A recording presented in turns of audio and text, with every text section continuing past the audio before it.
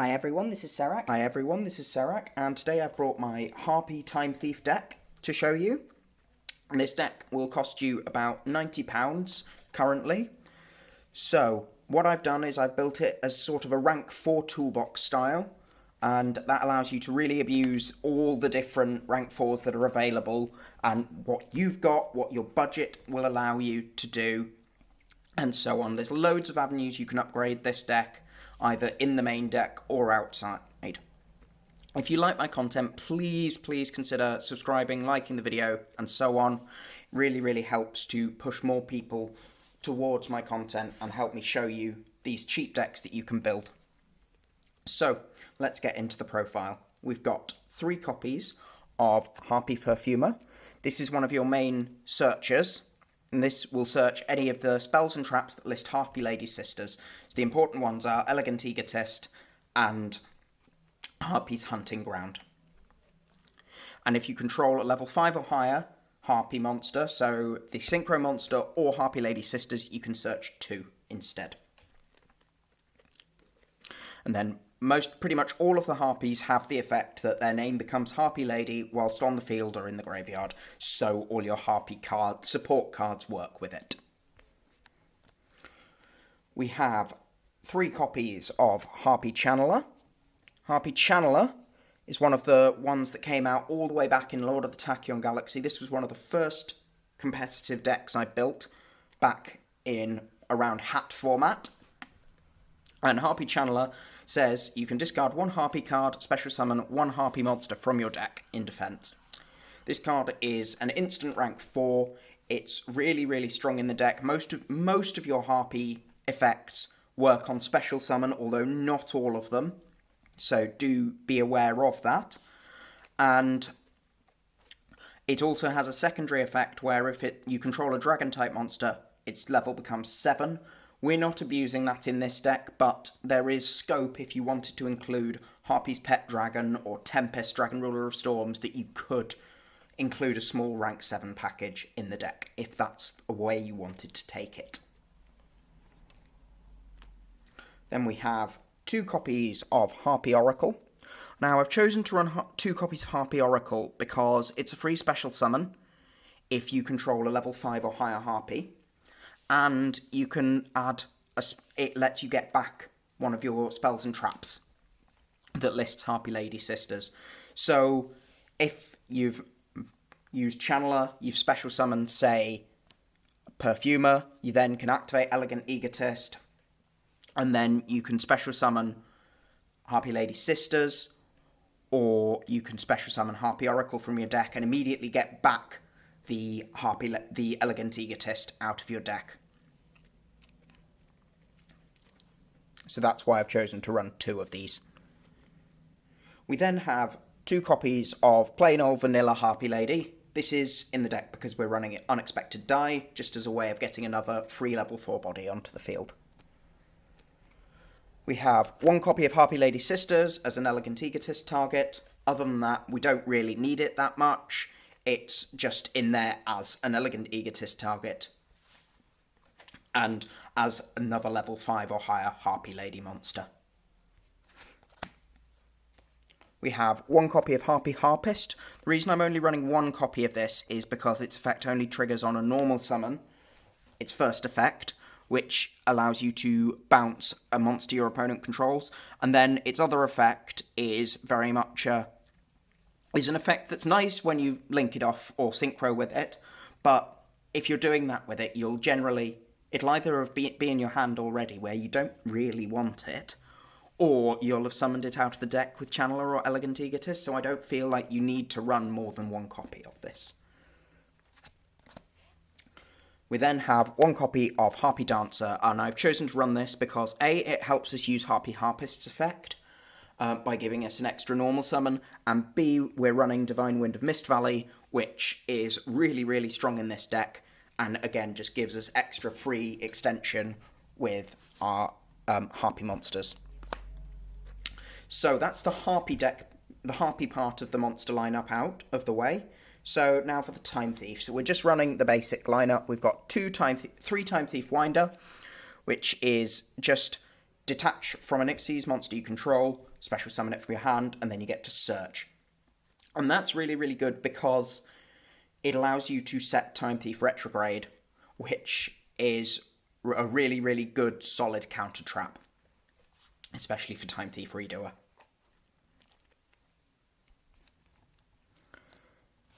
Then we have one Time Thief Bezel Ship, which has a similar effect to Winder, but from the graveyard rather than from the hand, and then also has a nice quick effect where you can steal something out of your opponent's graveyard to, say, give you an extra draw on your Time Thief Redoer, or a spin if you can steal a trap from their graveyard. So that's it for the Time Thieves, and then the last of the sort of monster lineup, other than the hand traps we're running, we've got 2 Danger Mothman, because I feel it's the best level 4 Danger Monster in isolation, because Chupacabra is okay, but you need a certain number of dangers for Chupacabra to really be useful, whereas I feel Mothman is just generally more useful. And then 1 Jackalope as another way of getting Mothman. Important to remember, Mothman and Winder and Bezel Ship are all dark, which means you can make Evil Swarm Nightmare with them. So, then we have 1 copy of Barrier Statue of the Stormwinds. We're a wind deck. We can make the Simorgh Link. We play this. This is one of the cards that just wins us so many games because it's difficult to out, and your opponent didn't draw an out to it. We have 3 copies of Ghostbell Haunted Mansion. Lots of graveyard effects in this format, allowing us to stop us pulling cards out, the opponent pulling cards out of their graveyard is really, really strong. So that's it for the monsters. Now on to the spells. We have 3 copies of Hysteric Sign. This has 2 effects, which are, you can only activate 1 per turn, so it's very, very important that you don't add an Elegant Egotist and then pop it trying to get 3 searches. It's a really, really strong card because it searches your Elegant Egotist, which essentially means you search any Harpie in your deck. And if it's sent from the field to the graveyard, you can then search 3 Harpie cards, not monsters, cards, with different names and add them to your hand in the end phase. Again, only one of those effects can be activated in a turn, so you need to be careful which one you choose. Especially because the activation, adding Elegant Egotist, is mandatory. We have ways of blowing it up with the Harpie Link or with Harpie's Hunting Ground. 3 copies of Elegant Egotist. As long as you can get 1 Harpie onto the field, this is any other Harpie in your deck. And we can recur it, we can search it in a number of ways.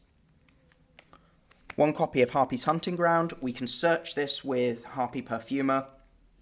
We can get it back if we need to as well. We only need 1 because it's cloggy, it bricks our hands, but we do need it because it's the best way we have of popping our Hysteric Signs and dealing with our opponent's back row. There's a lot of back row in this format. There's a lot of strong cards there that Harpie's Hunting Ground is really, really good against because it means they don't get to activate them at their optimal time. And we can always blow it up ourselves if we need to. We have 3 copies of Unexpected Die. This is in the deck because we're playing Harpie Lady. It just fetches it from the deck if you control no monsters. 1 Divine Wind of Mist Valley. This is how we abuse all our bouncing effects. If a wind monster returns to our hand, we can special summon 1 level 4 or lower wind monster from your deck. It's really, really strong in that regard. 1 Double or Nothing. We're playing the Utopia double package. We need to play Double or Nothing. So, on to the traps. First trap is Harpie's Featherstorm. Now, if you haven't read this, just take a moment to read it. This is almost a have you read Misk moment for this deck. It negates the activation. It negates any monster effect your opponent activates if you control a wind monster. Note, that's not on the field, it's any monster effect, and it's until the end of the turn, and it's not 1 monster effect, it's all monster effects. And then it doesn't even have a drawback. Its next clause is, if you control a Harpie monster, you can activate this card from your hand. This card is ridiculous. It stops you being hand trapped. It outs VFD. It stops so much that it makes it so difficult for your opponent to do anything whilst you have this trap. We have one copy of Hysteric Party. Again, we only need one because it's cloggy. We have to discard to use it, but we also need it because it's a soul charge, and this card ends games really, really easily. And finally, we have one copy of Time Thief Retrograde. We're searching this off Winder when we've made Redoer. It's just a really easy counter trap for any spell or trap card that also attaches it as material to Redoer, which is very, very strong because that gives you an extra draw or a spin. Then finally, we have one copy of Time Thief Flyback. We play this to attach to our Redoer with Perpetua, and also it allows us to attach cards to our Redoer if we draw it, so we can attach our Retrograde from the deck, or if it's in the graveyard, we can steal something from our opponent's graveyard as well, which is, of course, very, very useful. So that's the main deck. Now onto the extra deck. We have one copy of Cyber / Harpie Lady. This is almost essentially a rank 4 for the deck because any Harpie monster you control can be treated as the tuner for it. So the fact that the deck's not running any tuners doesn't matter. This, when a spell or trap is activated, except during the damage step, you can target one monster your opponent controls or one Harpie and bounce it. So that allows you to use your summon effect for your Harpies again. It allows you to abuse Divine Wind of Mist Valley, or it allows you to interrupt your opponent's plays. But note, it has to be in response to a spell or trap card being activated. Then we have one copy of Harpie Conductor. This is your generic Link 2. It allows you to protect your Harpie monsters if they're from destruction by destroying your back row. This is one of the best ways of popping your Hysteric Signs. And again, it's another way of interacting with your opponent because this plus Cyber / Harpie Lady, you can suddenly start bouncing your cards, bouncing your opponent cards, getting pluses with Divine Wind of Mist Valley, and just continue gaining advantage through that.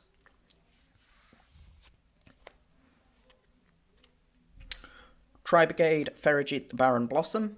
This is really, really strong in this deck because, again, it helps you unlock Harpies out of your hand that you've got stuck there, and it helps you sculpt your hand so you can put dead cards like Harpie Lady Sisters back in the deck.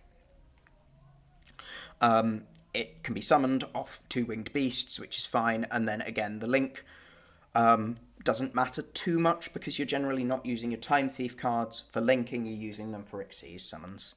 So the restriction doesn't really matter a huge amount.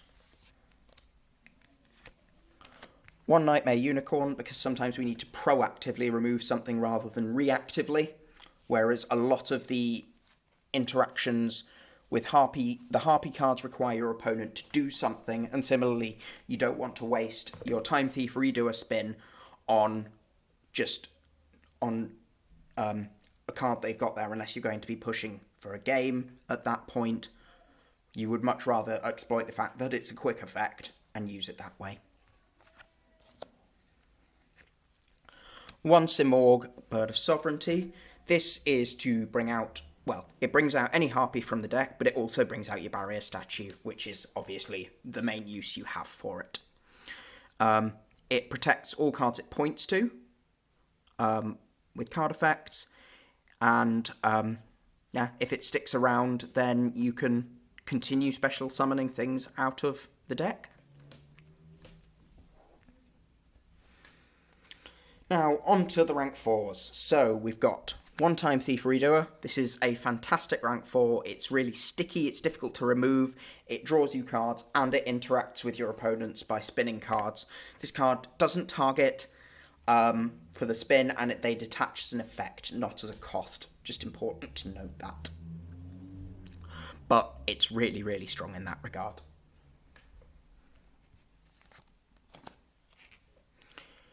One Time Thief Perpetua. This is where you extend afterwards. It allows you to bring Time Thief monsters back, so if they have got rid of your redoer, you can bring it back. But more importantly, it allows you to attach a Time Thief card from your deck, which mainly is used for attaching flyback under redoer.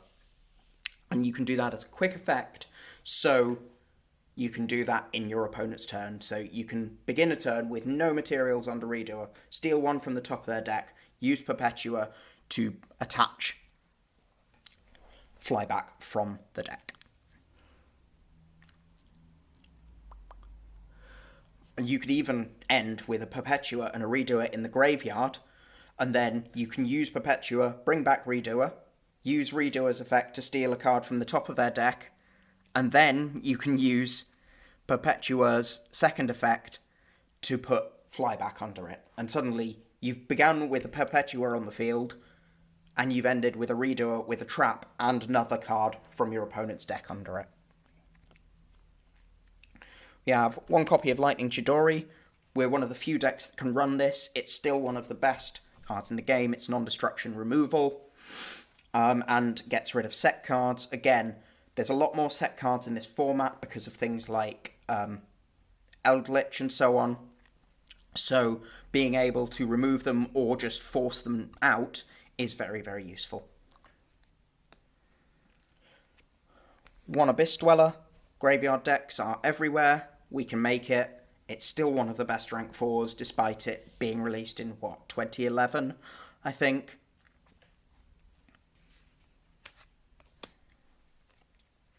One Light Dragon Agnista. This is non-targeting destruction and protection for your board. One Evil Swarm Nightmare. If we can make 2 dark monsters, this is one of the best rank 4s you can make. We can't make this every game, but when you can, it's really, really strong because it prevents your opponent link summoning with those monsters. They can't synchro with those monsters. They can't overlay those monsters that you flipped face down.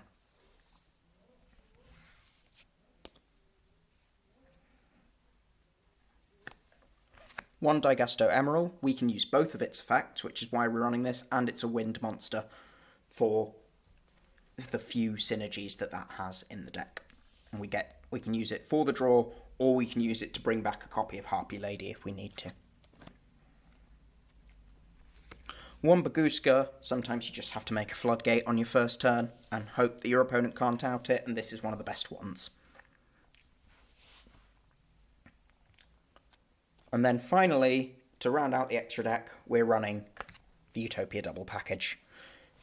This deck does not have a lot of high attack monsters or easy ways to OTK, so the easiest way we have is through Utopia double.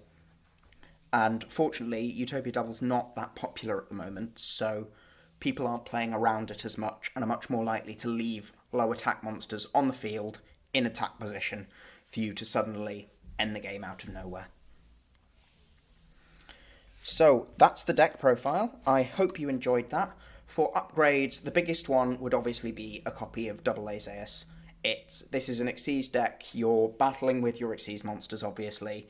You can make Double Azeus. It's really, really good in this deck. Other than that, you could look at running more some dragons in the main deck, either Tempest or Harpie's Pet Dragon, and then including some rank 7s, if that's the way you wanted to take it. If you wanted to, say, take out the Time Thieves and the Danger package and focus less on the rank 4s and more on the Harpie aspects, then you could include more hand traps or some more generic traps or generic spells. You could build this more heavily for going first or second. If you could afford it, you could include, obviously, cards like Forbidden Droplets, Triple Tactics Talents, Lightning Storms, everyone's favourite cards from there. A second copy of Cyber/Harpie Lady would also be excellent. But I hope you've enjoyed the video. Please like, subscribe, and I will see you again with another video soon.